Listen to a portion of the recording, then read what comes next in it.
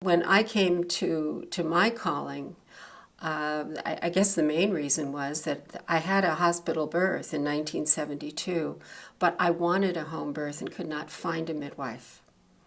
I had attended a birth with a mother having her third baby, and we were way out in the country in Oregon. And she'd already birthed twice at home in another part of the state of California and felt confident doing it herself and invited me to attend. So here I am, 21 years old, 5 months pregnant, witnessing this birth in a milk shed in the middle of nowhere. And I did what my generation did. I said to her, will you be my midwife? And she said, well, I'm not a midwife, but I will be at your birth. And in the course of my own development after that time, well, perhaps I should backtrack and say that unfortunately, when I went into labor a month early, she was out of town and my assistant was nowhere to be found. And that's what led me to the hospital. And my birth in the hospital was barbaric. In those days, women were shaved, given enemas. I was literally tied to my birth bed. I was not allowed to touch my newborn lest I contaminate the sterile field. It was a complete violation in every way. Huge lateral episiotomy, the kind they never give anymore because it's so hard to heal, and honestly mine never really did. That led me 2 years later to have a home birth. I found a midwife, but even if I hadn't, I would have had a home birth. I'll tell you what happened with my daughter. It's an interesting story. My daughter knew she wanted to get pregnant and she had a plan that would not cover out of hospital birth.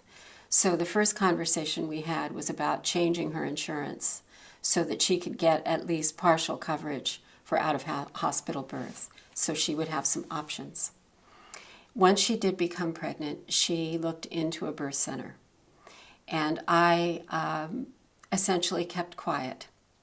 I gave her a couple of books. I gave her Sheila Kitzinger's Birth Your Way and Hensi Goer's The Thinking Woman's Guide to a Better Birth, because my daughter is a thinking woman. And she read those books and became very confident then in her decision to have an out-of-hospital birth, but still hadn't really decided on anything other than that. And she looked into the transport rate from the birth center. It was relatively high. I think it was 15 to 20%. And she stayed with her decision. At one point, I sat down with the two of them and showed them a home birth video with a father bonding very intensely with the newborn. And that, I think, got the wheels turning.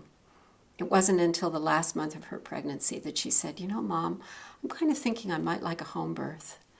And I said, really? To myself, oh, thank God.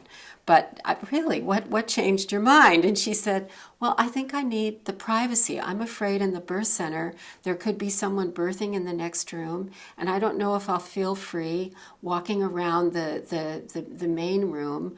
I don't know if I'll feel comfortable enough in that situation. So she had always wanted me to be at the birth and to assist the catch of her baby. Now we were going to have this baby at home. So her membranes ruptured, her water broke first, and we decided no exams. We would listen to the heart, monitor for changes in the heart rate, and of course take her temp. And she went for 3 days of just kind of what we call putsy labor, off again, on again, getting sleep and eating the whole time, so her reserves were high. And the final evening, we didn't know it was the final evening, we watched a movie together, and she said, I just think I'm going to go to bed, Mom.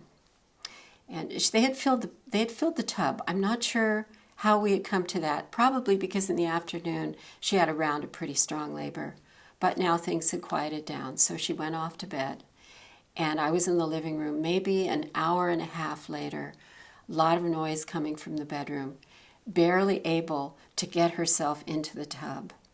And my grandson was born in the water an hour later. And I can't tell you, my hands were shaking like a beginner. Thank goodness I had backup midwives there with me because I needed their presence of mind and their support. And it's the most beautiful moment of my life. Even seeing my daughter become aware, little gush of blood in the water, become aware that she needed to birth her placenta, spontaneously hop out of the tub, squat and birth her placenta, and hop back in the water again. She was entirely self-directed and magnificent in birth. So I couldn't ask for anything more than that experience.